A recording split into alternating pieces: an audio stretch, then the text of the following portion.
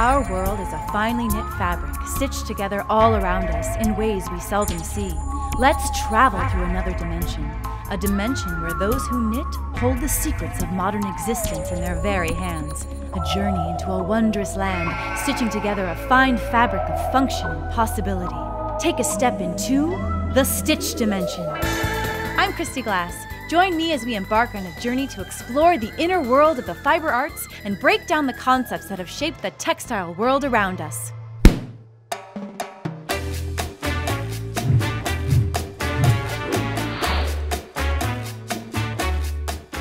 Oh, hi! Look down at your clothes. Look down at the project in your hands. Look at this tablecloth. Look at this chair upholstery. Look at this pillow.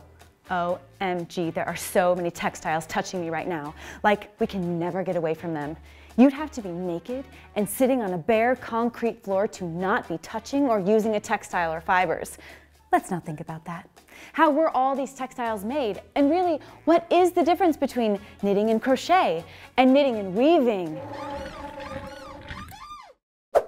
Though they all use yarn, these three crafts are very different. Knitting is a structure of interlocking loops. It's created with 2 needles and a strand of yarn working 1 stitch at a time. Crochet is a series of knots created with 1 hook and building on itself in a 3-dimensional way.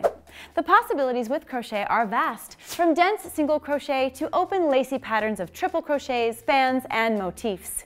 You can work crochet in multiple directions, which makes it great for 3D shapes such as toys, amigurumi, amigurumi,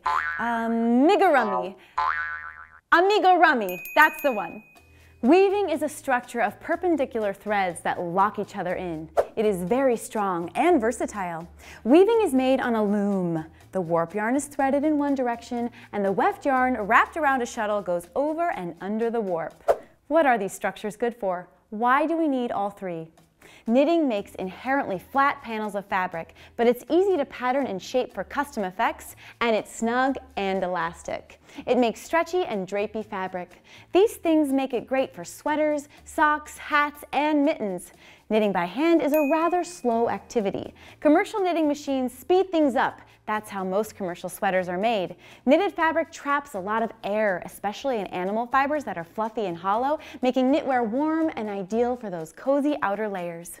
Crochet is great for 3D shapes, density that is not elastic, lacework, and creative patterning, making it great for toys, doilies, lacy dresses and garments, and colorful afghans. The nice thing about crocheted swimsuits is that they are much less likely to stretch or sag when wet. Knitted swimsuits, however, bathe at your own risk. Ew. Crochet, by many accounts, is faster than knitting, but uses more yarn and is harder to manufacture commercially.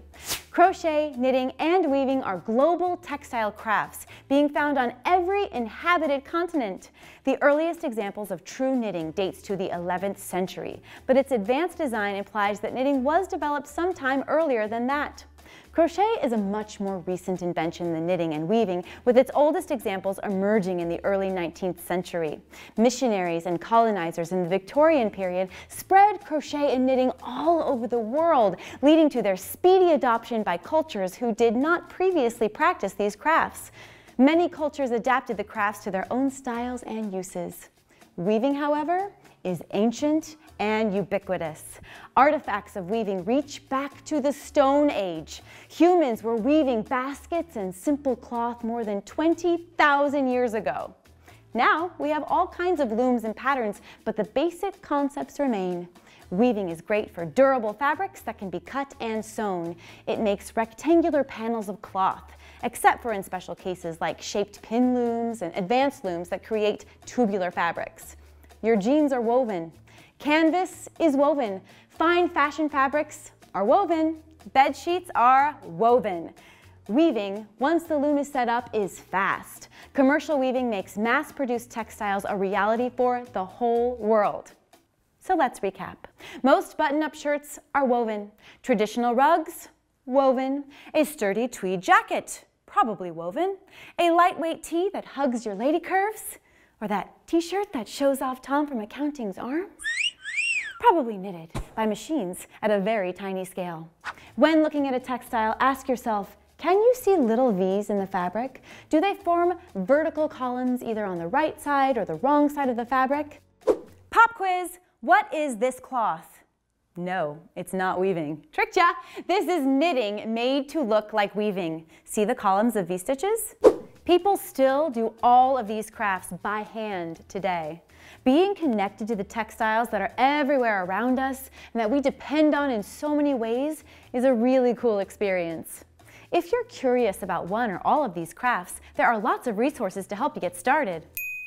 And if you want to be hardcore, first you'll spin your own yarn and then make cloth with it, and then cut it and sew it and embroider it. Wait, I missed something. First, you'll raise your own sheep or cotton, harvest the fibers from them, then spin your own yarns, then make your own cloth. You get it. Next time on The Stitch Dimension, we'll take a look at our fluffy friends and where yarn comes from. Hello? Who said that? Bye.